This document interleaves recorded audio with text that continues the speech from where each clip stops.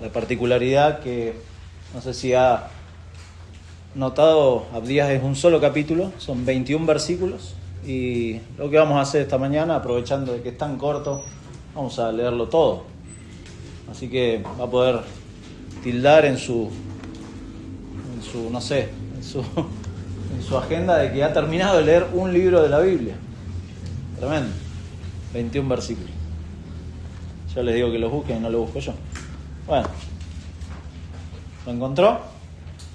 Es de los profetas menores y es el más chiquito, así que quizás si se le dificulta no se preocupe. Quizás lo que pueda hacer en casa, esto es un buen ejercicio, si no se sabe el orden de los libros, al principio de la Biblia usted tiene un índice y ahí en el índice usted puede aprender cómo están ordenados los libros de la Biblia, Antiguo Testamento, Nuevo Testamento y así, para encontrarlo más fácil. ¿Sí? ¿Lo tiene? ¿Sí? Bueno, leemos, versículo 1. Dice: visión de Abdías. Jehová el Señor ha dicho así en cuanto a Edom: hemos oído el pregón de Jehová, y mensajero ha sido enviado a las naciones. Levantaos y levantémonos contra este pueblo en batalla. He aquí, pequeño te he hecho entre las naciones. Estás abatido en gran manera.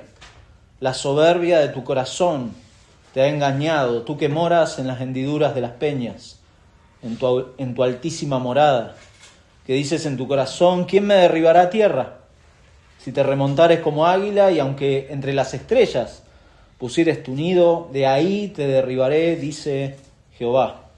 Si ladrones vinieran a ti, o robadores de noche, ¿cómo has sido destruido? ¿No hurtarían lo que les bastase? Si entraran a ti vendimiadores, ¿no dejarían algún rebusco? ¿Cómo fueron escudriñadas las cosas de Saúl? Sus tesoros escondidos fueron buscados. Todos sus aliados te han engañado. Hasta los confines te hicieron llegar. Los que estaban en paz contigo prevalecieron contra ti. Los que comían tu pan pusieron lazo debajo de ti. No hay en ello entendimiento. No haré que perezcan en aquel día, dice Jehová, los sabios de Edom y la prudencia del monte de Saúl.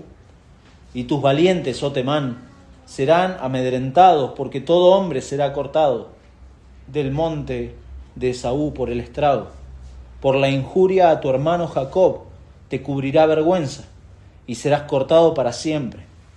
El día que estando tú delante, llevaban extraños cautivos su ejército, y extraños entraban por sus puertas y echaban suertes sobre Jerusalén, tú también eras como uno de ellos, pues no debiste tú haber estado mirando en el día de tu hermano, en el día de su infortunio. No debiste haberte alegrado de los hijos de Judá en el día en que se perdieron, ni debiste haberte jactado en el día de la angustia.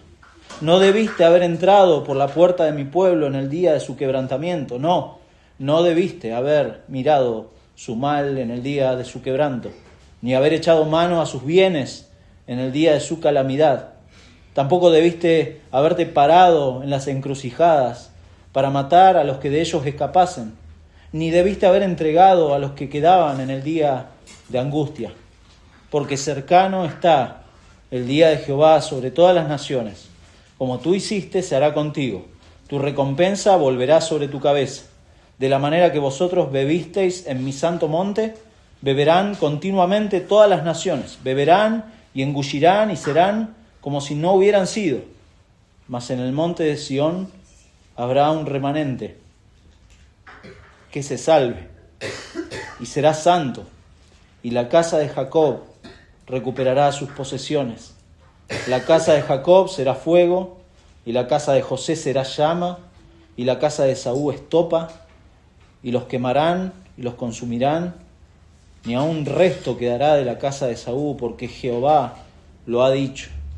Y los del Negev poseerán el monte de Saúl, y los de Cefela a los filisteos. Poseerán también los campos de Efraín, y los campos de Samaria, y Benjamín a Galad, y los cautivos de este ejército de los hijos de Israel poseerán lo de los cananeos hasta Sarepta, y los cautivos de Jerusalén que están en Sefarad poseerán las ciudades del Negev, y subirán salvadores al monte de Sión para juzgar al monte de Saúl, y el reino será de Jehová.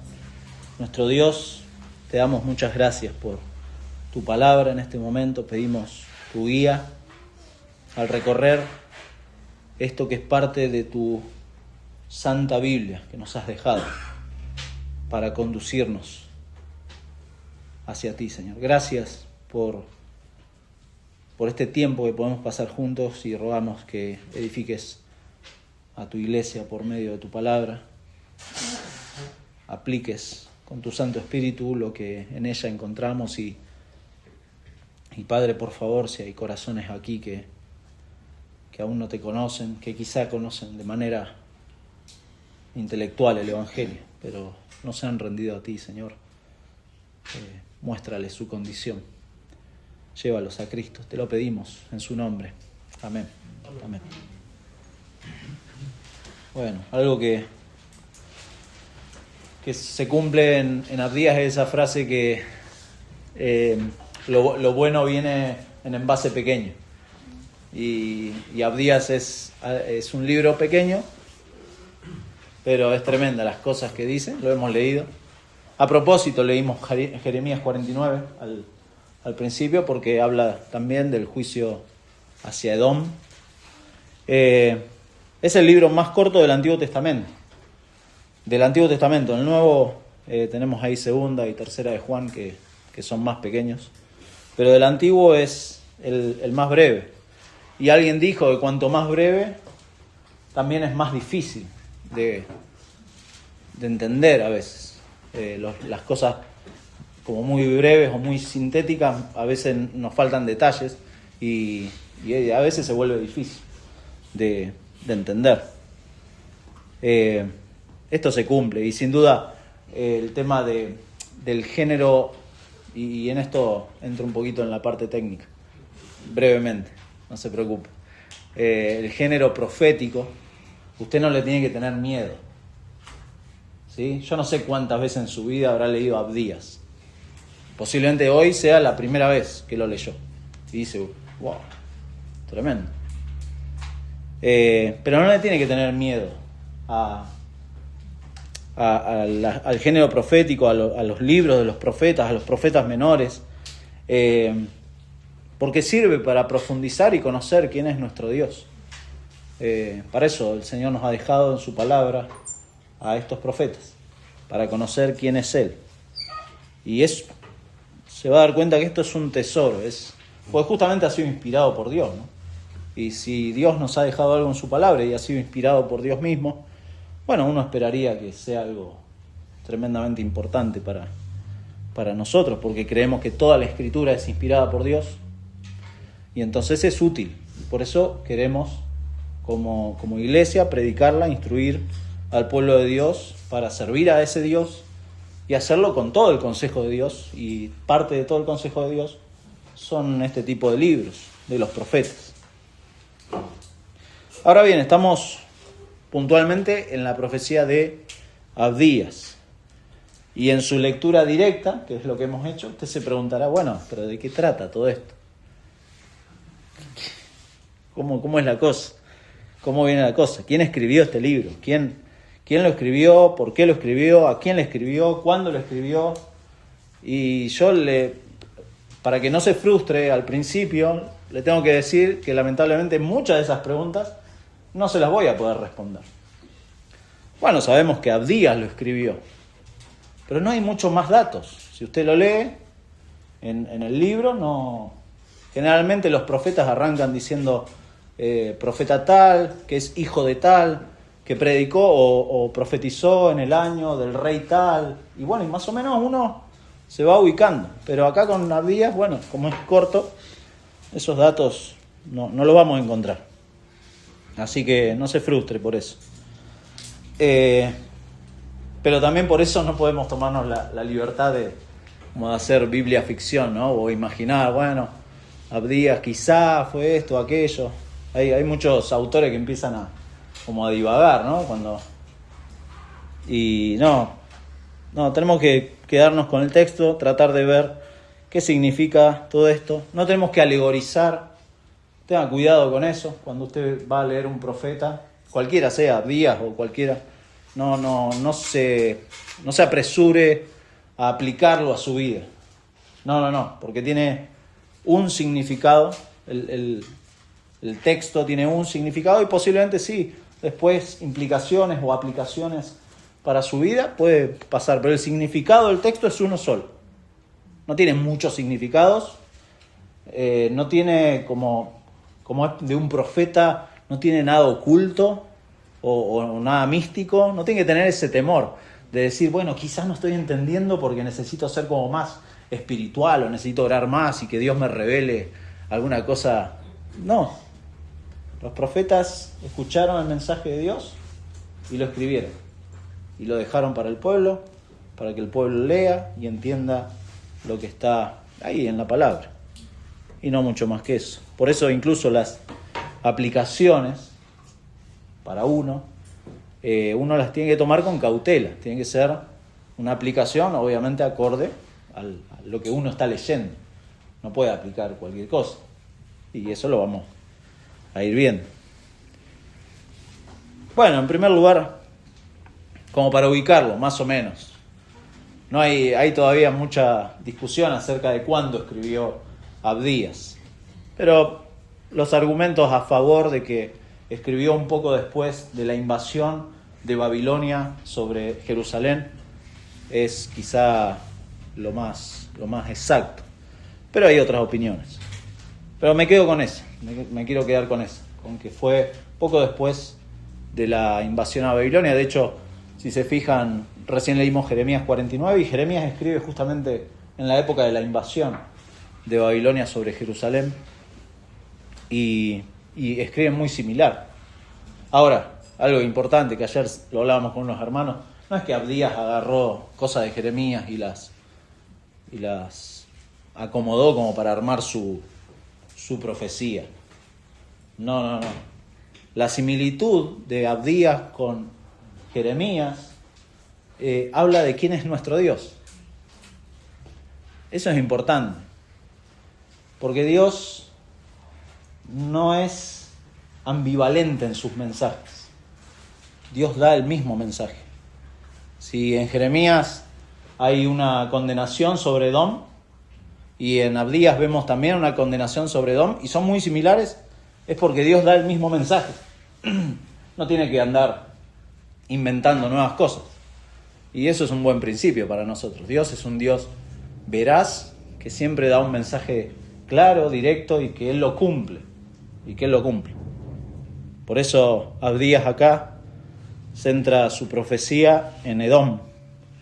Pero ¿cuál es el tema, no? Pues estoy hablando mucho de Edom, también menciona a Esaú, y no me quiero estirar con esto, pero usted sabe, ¿no? O si no lo sabe ahora vamos a leer, o si quiere ir buscando Génesis 25, ahí vamos a ver el comienzo de este conflicto entre Israel y Edom, o como vamos a ver ahí en Génesis 25, entre Jacob y Esaú.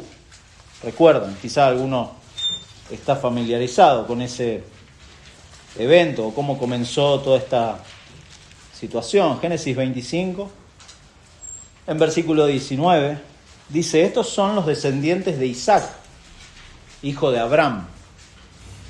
Abraham engendró a Isaac, y era Isaac de 40 años cuando tomó por mujer a Rebeca, hija de Betuel, arameo de Padán Aram, hermana de Labán, arameo. Esta es la familia, ¿no? de Abraham. Bueno, y oró Isaac, o sea, el hijo de Abraham, a Jehová por su mujer, que era estéril, y lo aceptó Jehová, y concibió Rebeca su mujer, y los hijos luchaban dentro de ella. Tremendo. Y dijo Rebeca, ¿no? Habla acá: si es así, ¿para qué vivo yo? Y fue a consultar a Jehová, y le respondió Jehová: 2 naciones hay en tu seno, y 2 pueblos serán divididos desde tus entrañas. El un pueblo será más fuerte que el otro pueblo, y el mayor servirá al menor. Cuando se cumplieron sus días para dar a luz, he aquí había gemelos en su vientre. Y salió el primero, rubio, y era todo velludo, como una pelliza, y llamaron su nombre Esaú. Después salió su hermano, trabada su mano al calcañar de Esaú, y fue llamado su nombre Jacob. Y era Isaac de edad de 60 años cuando ella los dio a luz. Jacob, que quizá usted tiene la nota ahí, el que suplanta. Bueno, desde ahí arrancó toda la historia, una historia muy entretenida. Si usted quiere en su casa leer desde ahí en adelante, se va a dar cuenta que esto es... Hollywood se queda corto con los argumentos y tremenda la historia de Jacob y Esaú. Inmediatamente ahí va a ver usted que Esaú menosprecia su primogenitura, él era el primogénito, y él lo menosprecia por un plato de lentejas.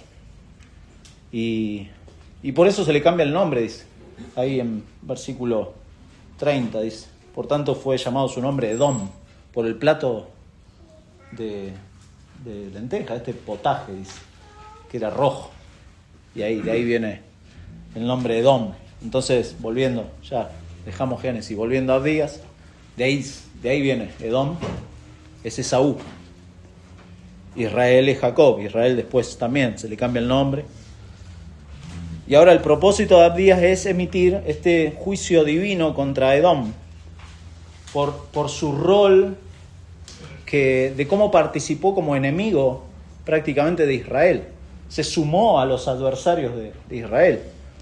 Y es tremendo. Y también luego va a anunciar, y es precioso ese versículo 17, la restauración de un remanente. Eso impresionante. Entonces la audiencia del profeta Abdías, si usted lee con detenimiento, no es Edom. Habla sobre Edom, pero la audiencia que está escuchando es Israel. Les está hablando acerca de lo que Edom va a sufrir a causa de sus acciones. No es a Edom, sino sobre estos vecinos de Israel. ¿Qué ha pasado? Bueno, Edom ha sido arrogante. Esa es la arrogancia de Edom, y usted lo leyó ahí, por su posición estratégica, la geografía de la zona de Edom. Si usted ha visto, si le gustan las películas, siempre tiro alguna, y ha visto alguna viejita, ¿no? Indiana Jones. ¿Ha visto Indiana Jones? Y son muchas las de Indiana Jones, pero hay una que está...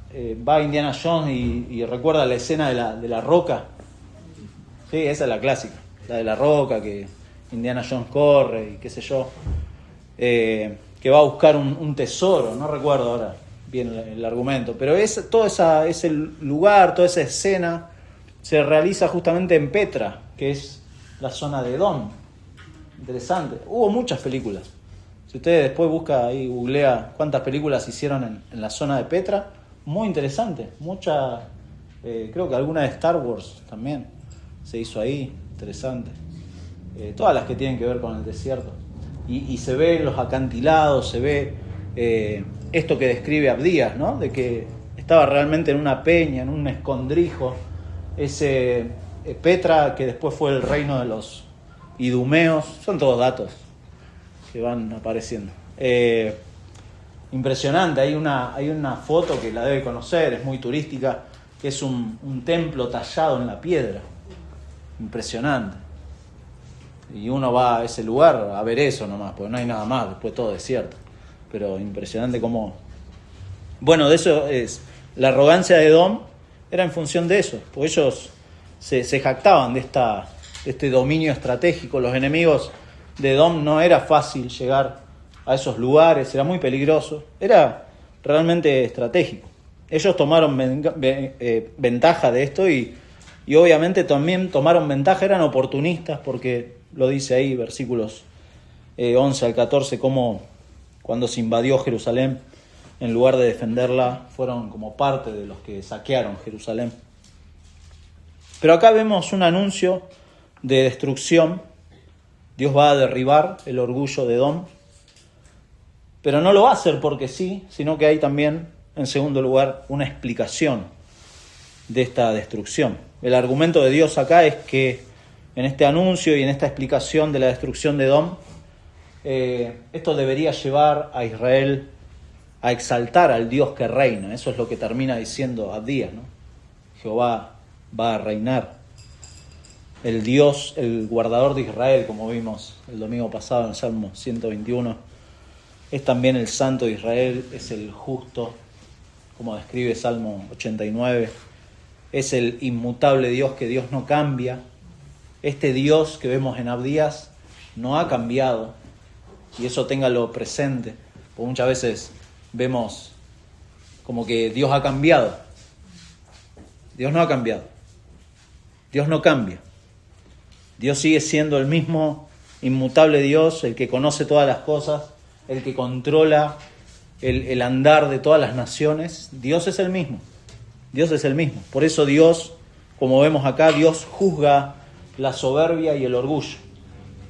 Y esa es la idea de nuestro pasaje hoy. Dios juzga la soberbia y el orgullo. Dios no deja pasar a aquellas personas que se mantienen y se afirman en su soberbia y en su orgullo. Y uno lo tiene que tener en claro, y ese es el mensaje que Dios le quiere transmitir a Israel, mostrándole el ejemplo de Edom. Un autor, Stephen Charnock, dice lo siguiente: hacer de nosotros nuestra propia regla y el objeto de nuestro amor principalmente es ateísmo. Si la negación propia es la mayor parte de la piedad, la letra más importante en el alfabeto de la religión, el amor propio es la letra más importante en el alfabeto del ateísmo práctico. El amor propio, que es el orgullo, ¿no? El orgullo es amor propio. Cuando las cosas no salen como uno quiere y uno se enoja y uno se enorgullece, es porque se ama mucho. Y eso es lo que está marcando Dios acá acerca de Edom. Como leemos, Santiago capítulo 4 dice que Dios resiste a los soberbios. Dios no cambia. Dios resiste a los soberbios y da gracia a los humildes. Y ahí mismo en Santiago 4, como conclusión de eso, Santiago dice: someteos pues a Dios. Someteos. Esa es la forma. Primera de Pedro 5 también dice lo mismo. Veamos en primer lugar este anuncio de destrucción, versículos 1 al 10. Ahí lo puede ver usted. El Dios que resiste a los soberbios es el Dios que habla acá. Lo confirma esta visión de Abdías. No se preocupe, vamos a ir avanzando rápido. Quizá piensa, recién mencionó visión de Abdías. Visión de Abdías. Abdías, el nombre hermoso. Siervo de Dios quiere decir. Abdías. Así que si le quiere poner Abdías a su hijo, siervo de Dios. Y las siguientes palabras. Visión de Abdías. Jehová, el Señor, ha dicho así en cuanto a Edom. Jehová, el Señor. No es solamente el Dios del pacto con Israel. Cuando usted lee en el Antiguo Testamento Jehová, es porque los lectores están recordando que este es el Dios del pacto, el Dios de las promesas dadas a Abraham en primer lugar. Este Dios del pacto de Israel también acá se menciona como Adonai, el Señor. Jehová, el Señor. Este Señor es el Señor que reina, es autoridad. Hablando a este siervo, a Abdías, acerca de Edom. Bueno, dijimos, el mismo libro no nos da muchos datos más acerca de esto, sino que centra el mensaje en el mensaje de Dios. Y eso es interesante, porque es el mensaje divino enviado a las naciones sobre Edom. Y uno se tiene que quedar con eso, obviamente hacia otra audiencia, con el fin de producir un efecto en ellos. Ante lo que está pasando acá, el profeta es comisionado por Dios para anunciar la voluntad de Dios. Los profetas eran esos, los profetas eran predicadores. Los profetas no podían obligar a la gente a obedecer. Y así los predicadores. No pueden obligar a nadie a obedecer. Sí exhortan y anuncian el mensaje de Dios. Después queda en la persona si obedece a Dios o no. Y esa es la idea, ¿no? Siempre que ha aparecido un profeta, y si usted lee desde el Antiguo Testamento, desde Deuteronomio, cuando Dios anuncia que va a haber profeta en el pueblo, es para anunciar el mensaje de Dios, no para imponerse o ejercer autoridad propia o una obligatoriedad de cumplimiento. No es que ellos podían lograr eso, sino que anuncian el mensaje, exhortan a la gente a apartarse de sus malos caminos, porque saben, y siempre esto es a lo largo de la Biblia, que el cambio de la persona lo produce Dios. El cambio del corazón de la persona, en este caso de Edom, no lo iba a producir Israel, no lo iba a producir Abdías, lo produce Dios. Dios es el que cambia el corazón.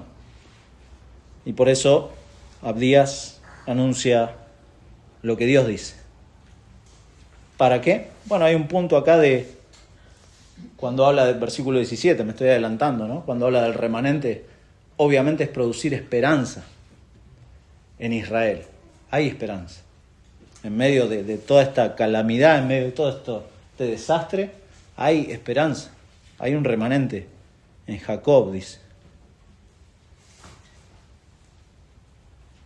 ¿Con qué fin?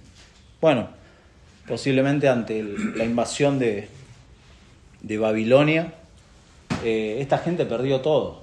Ahora vamos a ver un pasaje, pero un desastre. Fue realmente un tiempo muy oscuro para Israel. Habían perdido todo y posiblemente habían perdido también la memoria de quién era Dios y de sus promesas. Y entonces los profetas aparecían no solamente para anunciar el juicio a aquellos que se mantenían en desobediencia y en soberbia contra Dios, sino también para darle esperanza al pueblo que sí confiaba en Dios, que tenía todavía esa última esperanza, la tenía aferrada en el Dios del pacto.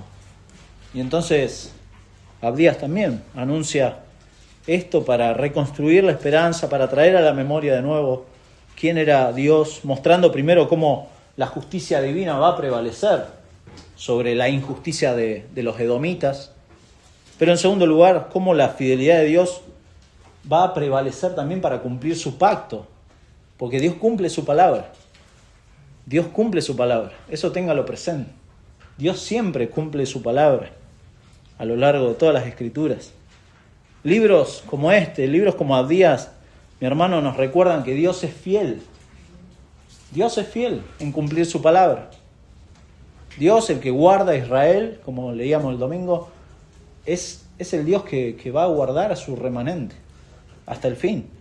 Y en este caso, vemos que Dios no ha desechado a su pueblo y que no va a dejar de cumplir sus promesas. Dios hace, fíjese, una convocatoria. Tremendo. Esta imagen cuando dice, levantémonos contra este pueblo. Es una convocatoria de Dios para destruir a Edom. Es tremendo, este es el anuncio. Levantaos, he aquí pequeño techo, y ya le habla a Edom, entre las naciones estás abatido. La soberbia de tu corazón te ha engañado, tú que moras en las hendiduras de las peñas, en tu altísima morada, que dices en tu corazón, ¿quién me derribará a tierra? Si te remontares como águila, y aunque entre las estrellas, está haciendo una imagen, una hipérbole se dice, una imagen, una exageración, aunque entre las estrellas pusieres tu nido, no hay pájaro que pueda hacer eso, usted lo sabe, ¿no? De ahí te derribaré, dice Jehová. Tremendo. Aunque hagas lo que hagas, de ahí te voy a derribar. Esta es la determinación de Dios. Ese he aquí marca eso. He aquí, esto está determinado. Edom va a caer en manos de las naciones. Pero lo que es peor, Edom va a caer en manos del Dios vivo. Y la Biblia dice, ¿no? Tremenda cosa es caer en manos del Dios vivo. Es muy diferente a caer entre las naciones. Caer en manos de un Dios airado. Dios está airado contra el pecador, usted lo sabe, ¿no? quitémonos esa idea de que el mundo lo maneja, no, Dios no castiga. ¿Lo he escuchado? No, Dios no castiga. Bueno, la Biblia me dice otra cosa. Dios aprieta, pero no ahorca. ¿Lo has escuchado esa frase? Dios aprieta, pero no ahorca. Bueno, sí, acá yo veo otra cosa. Yo veo que Edom... Hay razones, ¿no? Y Dios tiene todo el derecho, porque Él es el que reina. Y Dios tiene todo el derecho de castigar a su creación por su desobediencia. Él es justo y su justicia es santa. Y no tenemos que formarnos un Dios a nuestra medida. Tenemos que ver quién es Dios según su palabra. Y Dios es un Dios justo, que sí aprieta y muchas veces sí ahorca. De hecho, dice que serás cortado, dice versículo 10, serás cortado para siempre. No hay vuelta atrás en esta determinación que Dios ha ya accionado sobre Edom. Es tremendo esto, porque ¿qué está haciendo? Acá hay una tensión, ¿no? Vemos una tensión porque no conocemos por qué pasa todo esto hasta este versículo 10. Por la injuria a tu hermano Jacob. Esa es la razón. Porque te has puesto en contra de tu hermano Jacob.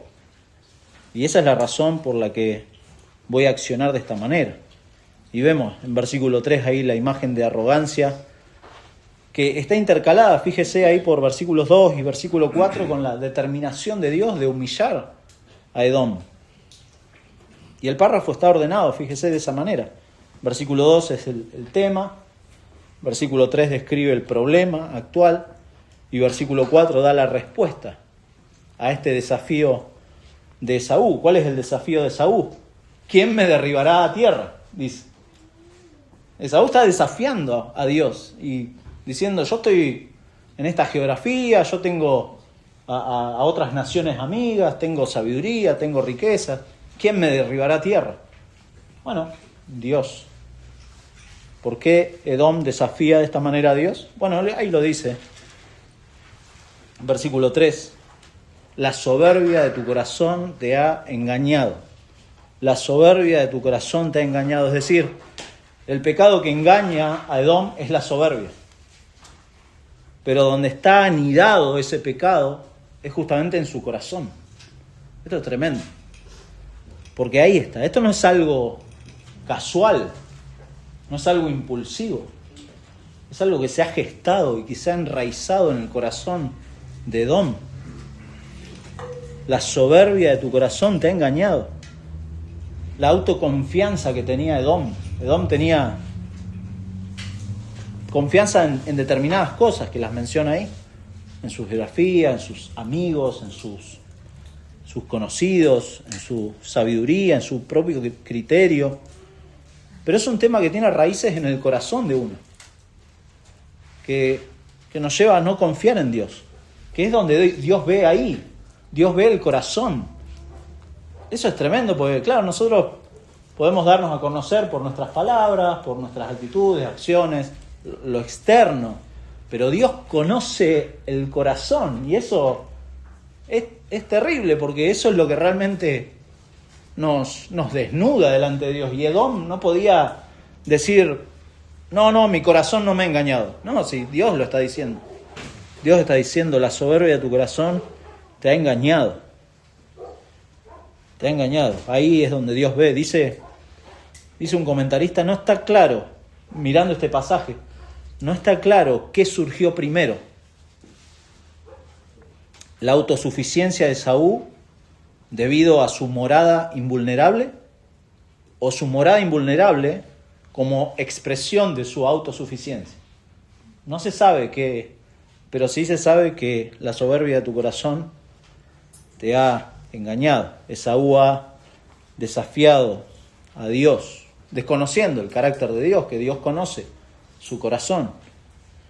John Flavel dice lo siguiente: los que conocen a Dios serán humildes. Porque te humilla. Conocer a Dios a la corta o a la larga te va a humillar. Conocer más a Dios te va a humillar aún más. Y Flavel dice, conocer a Dios, los que conocen a Dios serán humildes. Y los que se conocen a sí mismos, en función de conocer a Dios, no podrían ser arrogantes. Esaú, Edom, acá no conocía a Dios. No conocía a Dios. Pero Dios sí lo conocía. Y Dios conoce el corazón de todo ser humano.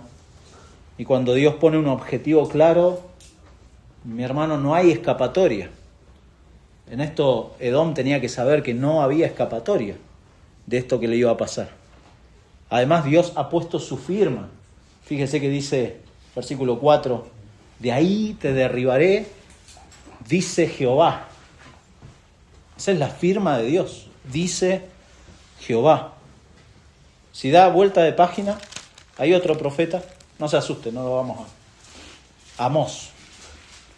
Amós, otro profeta, versículo 2 de capítulo 9. Por eso dije vuelta de página, porque estaba ahí, capítulo 9. Versículo 2, acá le habla a Israel, a Judá, y le dice, aunque cavasen hasta el Seol, de allá los tomará mi mano, y aunque subieren hasta el cielo, de allá los haré descender. ¿Se da cuenta el mismo lenguaje de que no pueden esconderse? Si se escondiesen, o escondieren, dice versículo 3, en la cumbre del Carmelo, allí los buscaré y los tomaré, y aunque se escondieren de delante de mis ojos en lo profundo del mar, allí mandaré a la serpiente y los morderá. Y si fueren en cautiverio delante de sus enemigos, allí mandaré.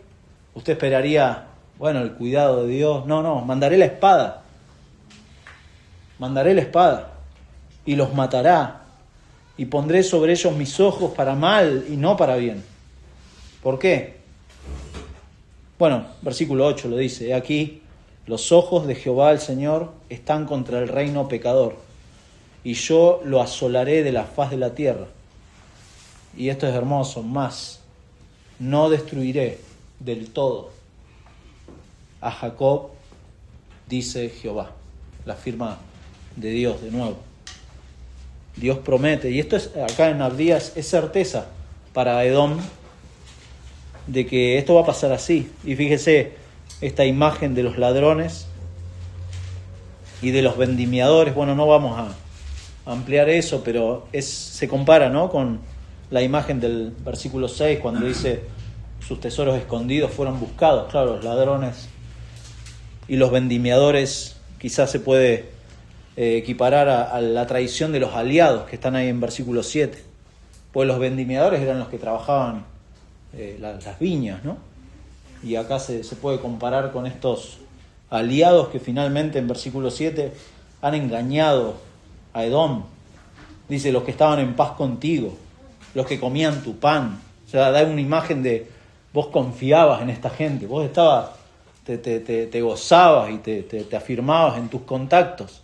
Hoy mucha gente hace eso, ¿no? O sea, se dice, no, está tranquilo, pues tengo contactos acá, contactos allá, se manejan por apariencias y se sienten tranquilos, pero un día se le da vuelta la torta y pasa eso, que esos que creían que eran aliados finalmente no lo son. Pero acá, y esto para aclararlo, ¿no?, Dios, tanto Dios como Abdías, no es que se están gozando de esto, no es que están frotando las manos y están diciendo vamos que a Edom. No, de hecho hay un paréntesis ahí que es tremendo. Parece que está hablando Abdías acá y pone un paréntesis, como a veces me gusta poner a mí, muchos, y dice, ¿cómo ha sido destruido? Pero hay un sentido de dolor. Porque claro, si usted se pone a pensar el desastre que va a sufrir Edom, es el desastre sobre el hermano de Jacob. O sea, Dios, que es un Dios fiel, no se olvida del pacto con Abraham. Y este Edom, que es Esaú, son descendientes de Abraham también. Son hijos de Isaac, son nietos de Abraham. Y por supuesto, no está la idea de que se está regocijando en eliminar a un pueblo rebelde y soberbio. No, nada de eso. Sino que Dios es justo y en su justicia muestra también esta realidad de que, bueno, Dios no puede dejar pasar lo que dijimos como idea. Dios juzga la soberbia y el orgullo. Hay un lamento. Hay un lamento. Esaú tiene acá confianza en sus criterios, en sus opiniones, en sus posesiones, en sus aliados. Todas son falsas esperanzas. Todas falsas esperanzas. Y todo se vuelve en su contra. Y lo peor de todo es que hay, fíjese, una actitud de ignorancia voluntaria. Parece que no entiende, dice ahí, ¿no? Versículo 7, no hay en ello entendimiento, dice. Como que Edom no entra en razón. No entra en razón. Y entonces vemos cómo la ira de Dios se aplica. Versículo 8, no haré que perezcan en aquel día, dice Jehová, los sabios de Edom y la prudencia del monte de Esaú. Hay un paralelismo, ahí está hablando de lo mismo. Los sabios y la prudencia. Y tus valientes, oh Temán, serán amedrentados, porque todo hombre será cortado del monte de Esaú. Cuando dice monte de Esaú, Edom, Temán, esos lugares, está hablando del mismo lugar, de Edom, ¿no? Nada más que usa diferentes imágenes. El monte de Esaú por el estrago. Por la injuria, y esta es la razón, por la injuria a tu hermano Jacob te cubrirá vergüenza y serás cortado para siempre. En aquel día, y una aclaración acá, un paréntesis breve, menciona 3 veces un día, aquel día, y aquel día aquel día que fue el día de Jacob, el día de Israel que cayó con Babilonia, está el día en que Edom va a caer, pero después, versículo 15 dice, porque cercano está el día de Jehová, que es el día en donde Dios va a retribuir a todos, finalmente. Entonces hay que tratar de ver de qué día está hablando. Y después contra tu hermano, eso es tremendo. Porque lo dijimos, ¿no? Edom era hermano, esto es lo grave, hermano de Jacob. Y en Amós, no lo busques, se lo leo, capítulo 1, versículo 9, de nuevo, otro mensaje de juicio. Acá le habla a Tiro en primer lugar. Tiro era una zona costera, lejos de esta zona de Edom. Dice, así ha dicho Jehová, por 3 pecados de Tiro y por el 4º no revocaré su castigo. Cuando usa esa imagen de por 3 pecados y por el 4º es como el grave, este es por el 4º. Los 3 pecados primeros son graves, obviamente, delante de Dios, pero por el 4º es como que ya era la gota que rebalsó el vaso. Porque entregaron a todo un pueblo cautivo a Edom y no se acordaron del pacto de hermanos. Prenderé fuego en el muro de Tiro y consumirá sus palacios. Así ha dicho Jehová, por 3 pecados de Edom y por el 4º no revocaré su castigo, porque persiguió a espada a su hermano y violó todo afecto natural, y en su furor le ha robado siempre, y perpetuamente ha guardado el rencor. Porque usted va a leer en Génesis, a partir del capítulo 25, que finalmente Jacob y Esaú se reencontraron. Jacob tenía un miedo tremendo, ¿no? Que decía acá, Esaú me va a liquidar, pues. Le vendí el plato de comida por la primogenitura, después me hice pasar por él. Claro. Y sí, hubo una reconciliación. Pero la palabra de Dios se cumple. Recuerda que el mayor servirá al menor. Y este rencor perpetuo se mantuvo entre sus descendientes. Esto se mantuvo en el tiempo. Y es lo que vemos acá en Abdías, cómo finalmente Dios va a juzgar esto. Por eso en primer lugar tuvimos este anuncio y ahora vemos la explicación, versículos 11 al 14. Dios juzga la soberbia y el orgullo. ¿Por qué lo hace así? Versículo 10, esta es la razón. Porque ha injuriado a su hermano Jacob, y en versículo 11 en adelante vemos la explicación de la destrucción. Es decir, Dios explica acá los crímenes de Esaú, por los cuales es condenado. Interesante, ¿no? Porque ustedes, si los que quizás saben o han visto alguna película de algún juicio o algo así, saben que primero están la lista de los motivos por el cual la persona es enjuiciada y después viene la condenación. Bueno, acá Dios no, dice primero le anuncia la destrucción, la condenación y después les da las razones. No sabemos por qué lo hace así, pero es interesante, ¿no? Esa diferencia, y funciona acá, fíjense, como un puente entre lo que ha sido la primera parte y lo que va a ser el final, desde el versículo 15 hasta el final, preparando el terreno para lo que sigue, que es, como vamos a ver, si el Señor lo permite, el próximo domingo, la ira divina y el juicio sobre Esaú. Pero acá en versículo 11, de manera general, dice: el día que estando tú delante llevaban extraños cautivos su ejército y extraños entraban por sus puertas y echaban suerte sobre Jerusalén, tú también eras como uno de ellos. Esto es algo general, como una descripción general, y luego se dan acusaciones. Fíjese, dice: no debiste, se agrega el verbo, este es lo que va haciendo Abdías. No debiste, el verbo, en el día y la descripción del día. Día de angustia, día de calamidad, etc. Solo un ejemplo para mencionarles cómo fue ese día, porque quizá uno lo lee ahí en Abdías nomás, pero acompáñenme a Lamentaciones. Lamentaciones es el libro que escribió Jeremías después de la caída de Jerusalén, y justamente Jeremías lamenta lo que le está pasando a su pueblo. Y en en Lamentaciones, ¿qué es de Jeremías? Capítulo 4. Bueno, todo Lamentaciones, si usted lo lee en su casa y si no se larga a llorar, bueno, examine su corazón, no sé. Es tremendo las cosas que dice sobre el tiempo que estaban viviendo, y Jeremías abre el corazón, porque ha visto cómo se cumple el castigo de Dios, lo ha visto, ha estado ahí.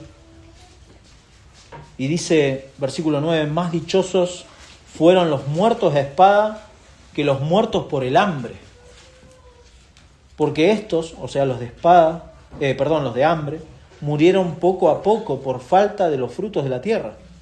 Las manos de mujeres piadosas cocieron a sus hijos. Sus propios hijos les sirvieron de comida en el día del quebrantamiento de la hija de mi pueblo. Cumplió Jehová su enojo, derramó el ardor de su ira y encendió en Sión fuego que consumió hasta sus cimientos. Nunca los reyes de la tierra, ni todos los que habitan en el mundo, creyeron que el enemigo y el adversario entrara por las puertas de Jerusalén. Y bueno, el panorama era terrible. Las cosas que pasaron en la caída de Jerusalén a manos de Babilonia fue terrible, pero Dios acá en Abdías, a través de Abdías, no se enfoca en esto. No se enfoca en esto, sino que se enfoca en lo que Edom hizo. Estando tú delante, y al final les dice, tú fuiste como uno de ellos. Tú fuiste como uno de ellos. O sea, de naciones paganas, no habla así de Babilonia, de naciones paganas, de personas incrédulas. No debería sorprendernos estas acciones. Pero Edom fue más allá. Era su hermano, su pueblo vecino. Y hay una expresión, estando tú delante, es como que te mantuviste al margen. De manera pasiva y activa. De manera pasiva para permanecer así, apático, mirando con indiferencia lo que le pasaba a su hermano, a Jacob.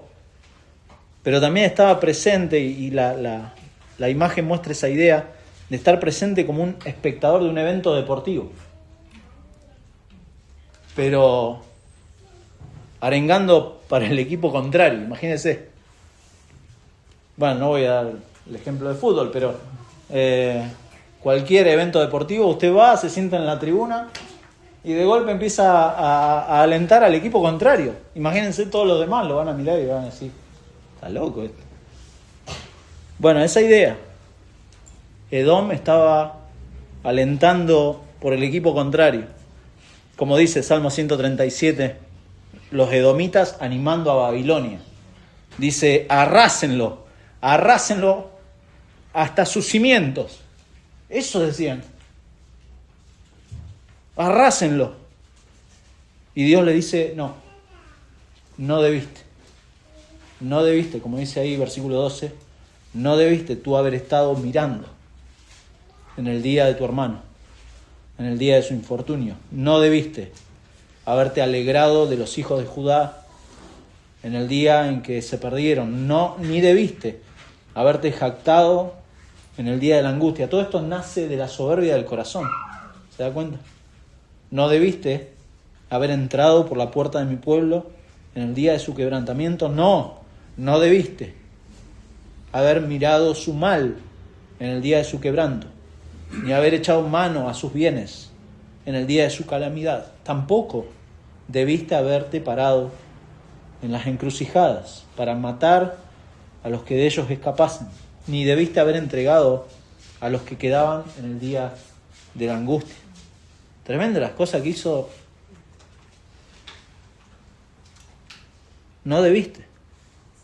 Y esto no, recuerde, los lectores acá no eran Edom, dijimos al principio, sino los judíos sobrevivientes.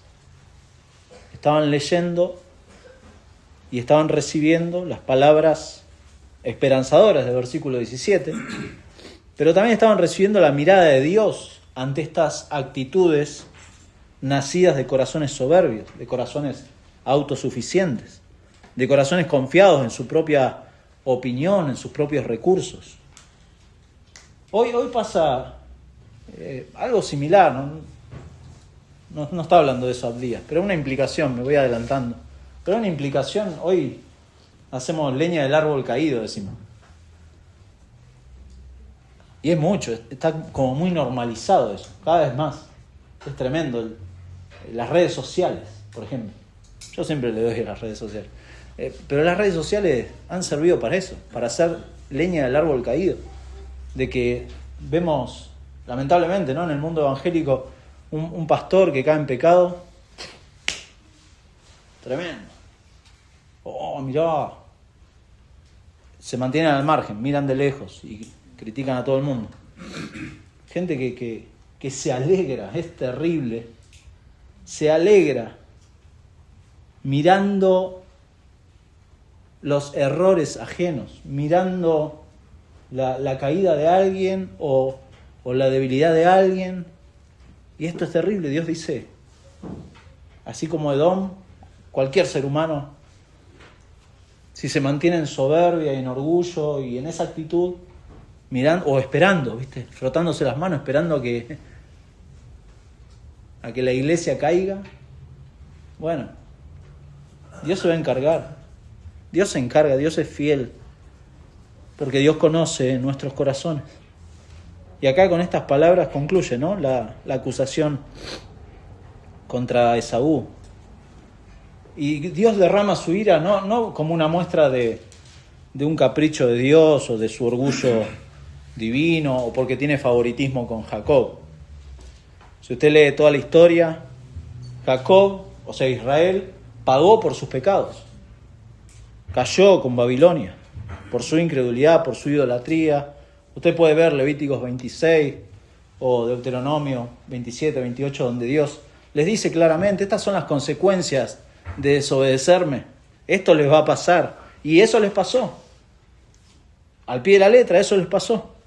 Dios envió diferentes enemigos, diferentes imperios que arrasaron Israel Y ahora Esaú va a pagar por lo mismo. ¿Por qué? Porque Dios lo dijo. La firma de Dios. Dios lo ha dicho. Y de una manera u otra, mi hermano, todos van a dar cuenta de sus hechos, porque Dios conoce nuestros corazones. Dios conoce nuestros corazones. Esto es algo que podemos rastrear a lo largo de la palabra de Dios, porque como dice Éxodo 34, el Señor es Dios compasivo y clemente, lento para la ira y abundante en misericordia y verdad, que guarda misericordia a millares, el que perdona la iniquidad, la transgresión, el pecado, y que no tendrá por inocente al culpable. Abdías acá tiene como personaje central de la profecía es Dios mismo. No es Edom, no es Israel, es Dios mismo el personaje central. Y de hecho toda la Biblia, ¿no? Toda la palabra de Dios, el personaje central es Dios, no somos nosotros. Discúlpeme si lo estoy frustrando, ¿no? Pero usted no es personaje central, ni yo, ni nadie es personaje central de nada en esta historia redentora. Es Dios mismo y su gloria. Dios es el que determina entonces el tema de todo. Por eso todo lo que Dios dice en su palabra es verdad y es autoridad sobre su pueblo. Y así como Edom, no podemos, mi hermano, dejarnos engañar por el orgullo. Edom fue engañado por su orgullo. No podemos dejar que nuestro orgullo se convierta poco a poco en soberbia, porque el orgullo endurece. Como dice Proverbios 16, ¿no? Perdón que se los busque. No quiero. Proverbios 16.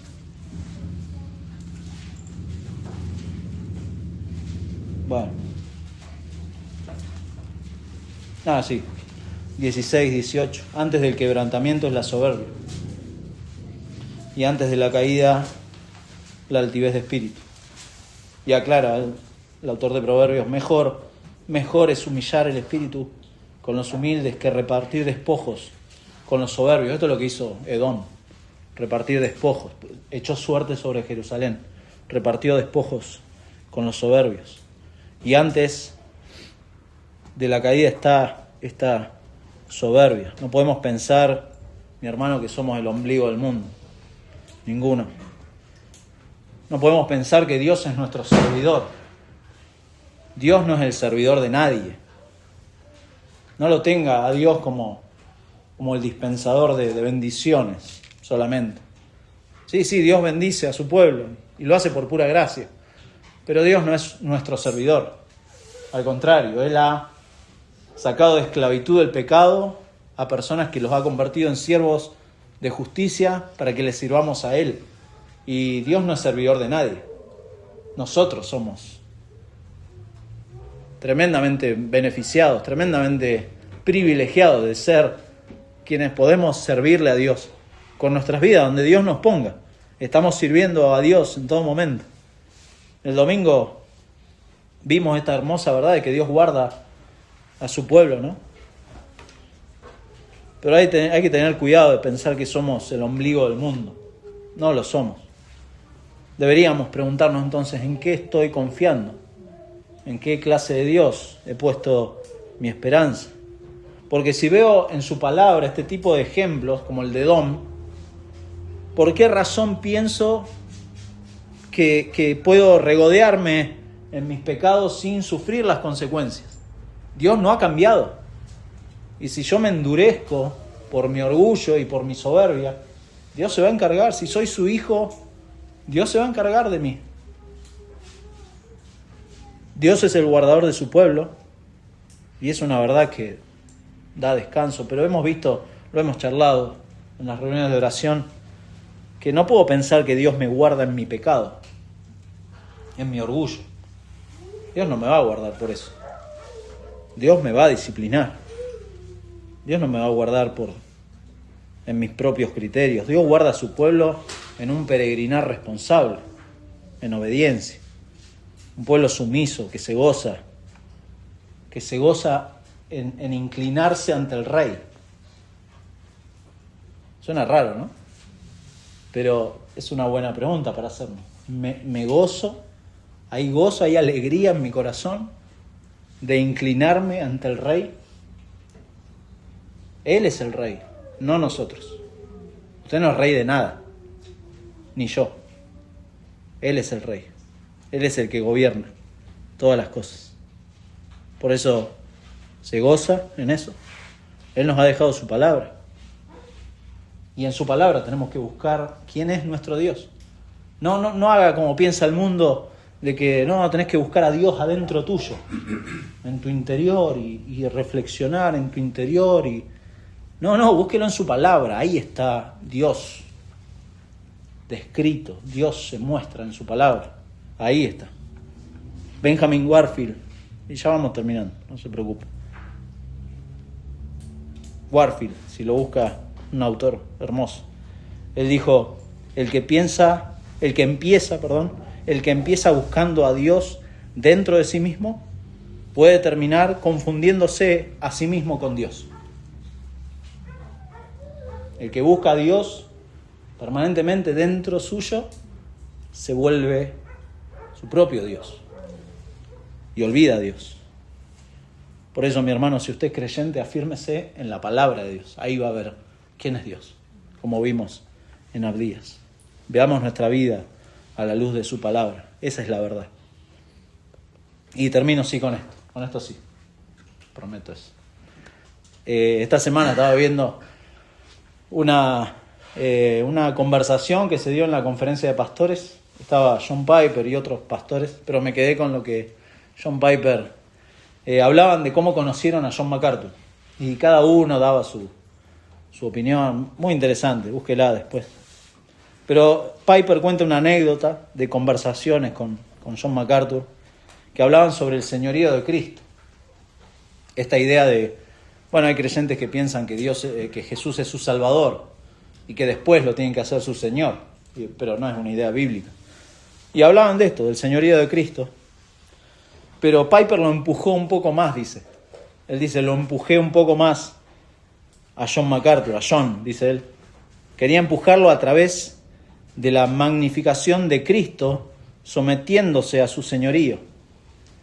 Pero, dice él, magnificando a Jesucristo, estando realmente emocionado de que Él sea el Señor. Haces bien, sigue diciendo Piper, haces bien y Cristo es bien visto si te inclinas hacia Él como Señor. Haces bien y esto es bien visto. Pero haces que Jesucristo se vea mejor si realmente estás feliz en inclinarte ante Él. ¿Usted está feliz en inclinarse ante nuestro Dios? ¿O es una carga? ¿O es un peso ser cristiano para usted? ¿Está feliz de inclinarse ante quien manda? Él es el que manda. El domingo siguiente, en esa conferencia, Paul Washer predicó. Y dijo, en una parte, toda la predicación es tremenda, típico de Paul Washer, pero hubo una parte que me la anoté. Y él le dice a la gente, vengo aquí a predicarles a sus mentes y a sus corazones. No quiero que salgan por esas puertas engañados. Estar en una iglesia buena, bíblica, puede ser una bendición o un peligro.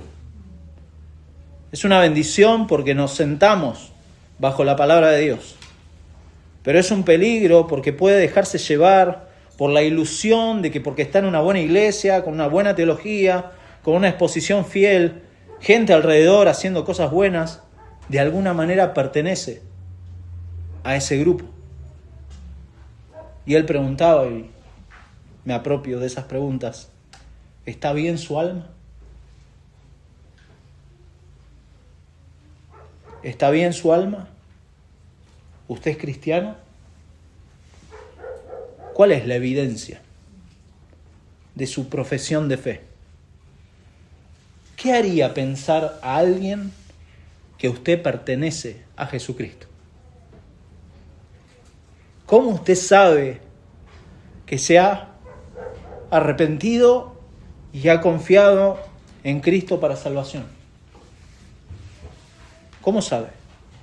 Bueno, y él dice, lo vas a ver porque va a continuar arrepintiéndose todos los días y todos los días creyendo para salvación. Y preguntaba, ¿Cristo es parte de tu vida? ¿Es parte de tu salvación? ¿O Él es tu salvación y tu vida? Es diferente. Es diferente que sea parte, que sea un evento, una cosa, a que Él sea mi salvación y mi vida. No es Cristo más ustedes somos victoriosos. No.